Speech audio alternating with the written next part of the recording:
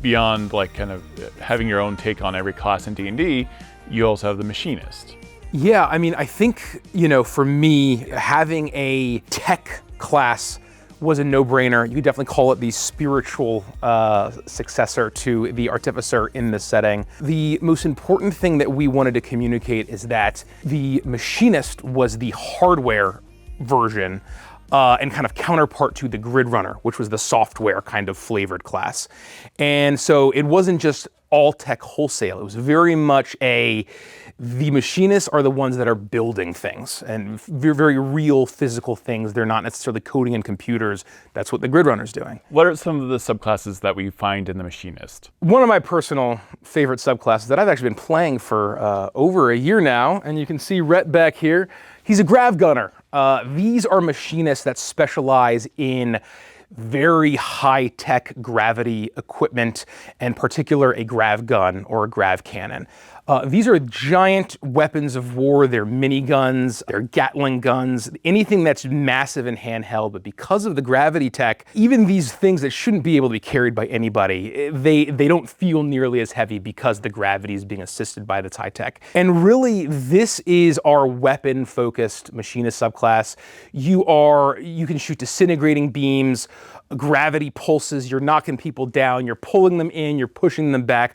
All of your fun gravity flavor tied to a giant gun. This is the one for you. Our next subclass is the Riveter.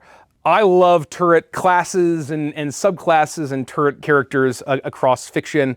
And we knew that one of our baseline Machinist subclasses had to be the Riveter.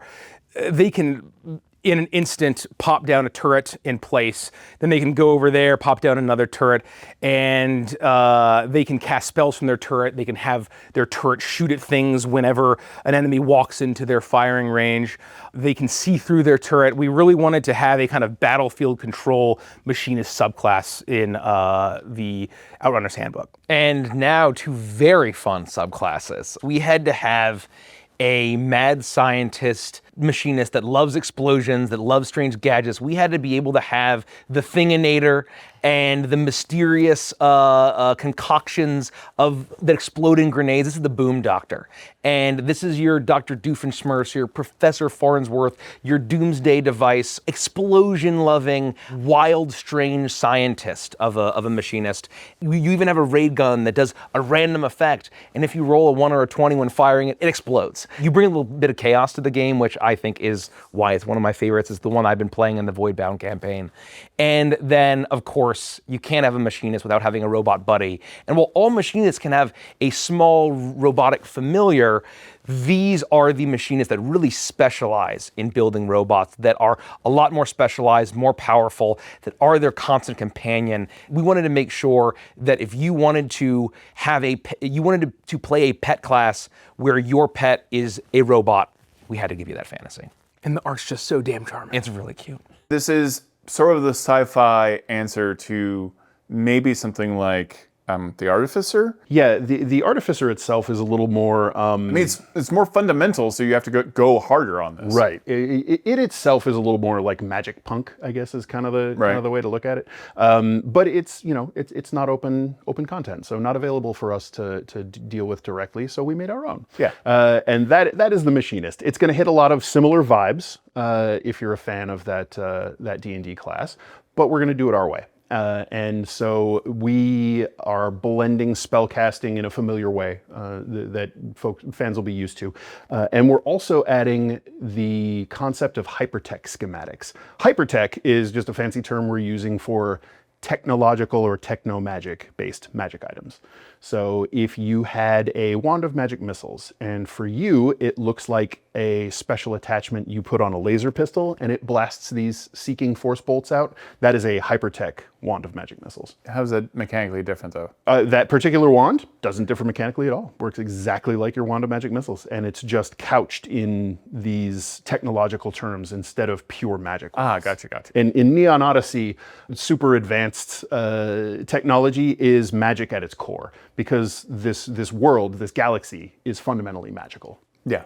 And so our machinist can do things like enhance their equipment or their allies' equipment with some fun effects. For instance, one of the ones that I love, and it's subtle. I think it's going to be a little bit of a sleeper, but people are going to, I think people will see why this is important. But they can put atmosphere seals on your armor. Or, Oh, wow. Okay, or yeah. on a device that you can carry with you. They don't always have to put it on existing gear. And so those atmosphere seals are going to protect you from hostile environments, give you clean air to breathe, and in space, that's going to be very important because space in Neon Odyssey is not empty. It is full of a substance called ether, which you can breathe and hear sounds and explosions in it and have your cinematic space battle fights and not worry about everything is silent. But if you're exposed to it, that's very, very bad. Ether exposure is lethal before too long. So there is a you reason need your why spacesuit. the characters in the artwork have spacesuits on. Correct. Right. Yeah. And so if you don't have a big bulky spacesuit handy or it's an emergency and someone needs it in a pinch, the machinist can hand you an atmosphere seal and you'll be okay. What are the subclasses to kind of supplement Sure. the building blocks of the sci-fi wish fulfillment? In book 1, the machinist is going to give you the Grav gunner and the riveter. The Grav gunner, I guess you could probably guess. Yeah. But you have a Grav gun. Yeah. So you build a special heavy weapon called a Grav gun, and it's based around some sort of gravity phenomenon or singularity. Think big gun powered by little black hole. Right. Yeah. So it deals force damage. The Grav gunners are expert at using it, and it comes with fun secondary fire modes where you can change how much of this gravity anomaly you're focusing and drawing on, and how you can create great pushing cones or pulling cones of gravity to blast people back or pull them in close if you want to. In fact, there was a game session played just a couple of weeks ago where one of the party was grappled by terrible, horrible rogue animatronics and was about to have terrible things happen to them, and the Grav gunner gravity pulled them both back, and so the party was able to rescue their grid runner buddy. That's amazing. There's also the disruptor beam, which is a hyper-focused beam of gravity energy that disintegrates matter. Can blow through objects and cover. Always a winner? Yep. And then there's the suppressing fire, which lays down a big field of gravity bolts and can not only do a little bit of damage to enemies in it, but can also knock them over. And those cool secondary fire modes, that's a bonus action. Perfect. What are the other three? Yeah, so the other book 1 subclass is the riveter.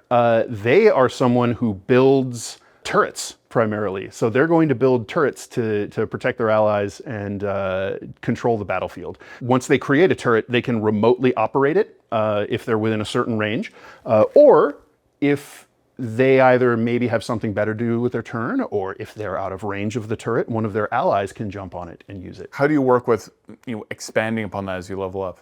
Well, the easiest one is more turrets.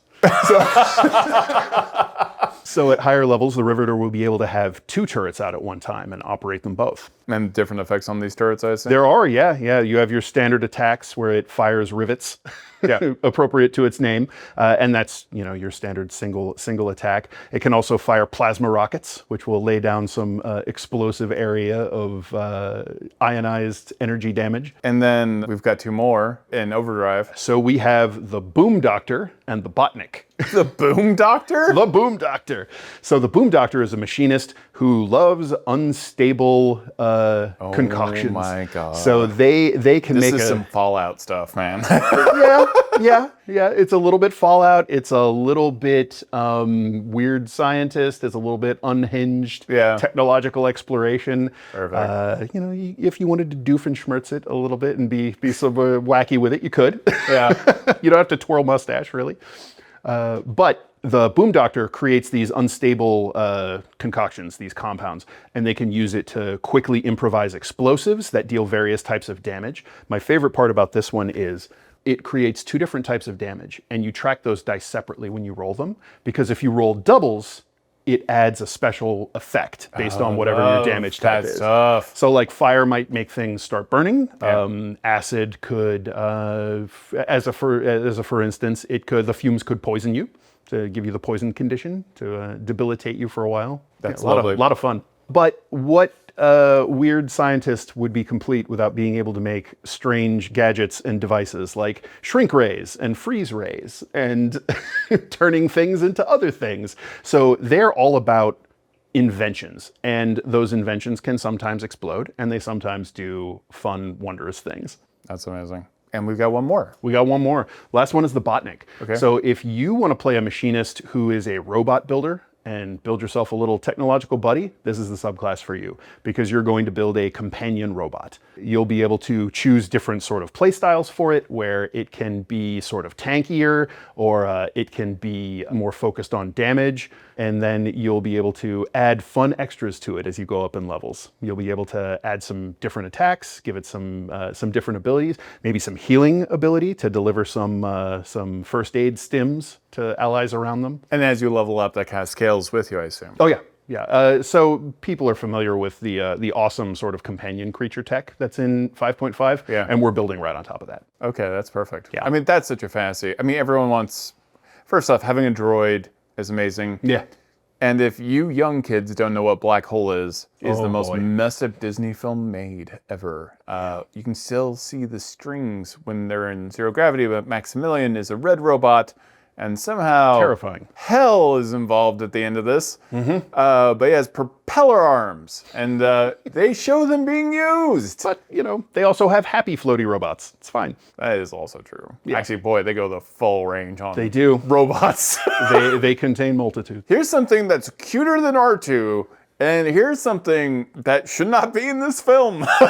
Scarier than General Yeah, Grievous. it's like an A24 film wrapped in a Disney. It's Yep. weird soup. And if you decide that, well, why can't my Grav gunner have a robot buddy? Well, I have good news for you, because you can. Because one of the foundational machinist features is called invention specialty, and you get to pick where some of your technological specialty lies, and one of those is you can make a little robot buddy. Not as combat robust and effective. Yeah, because that's as not the like your Right, identity. Exactly. If you want to have your repair robot, tech robot buddy, that's absolutely one of the things you can do.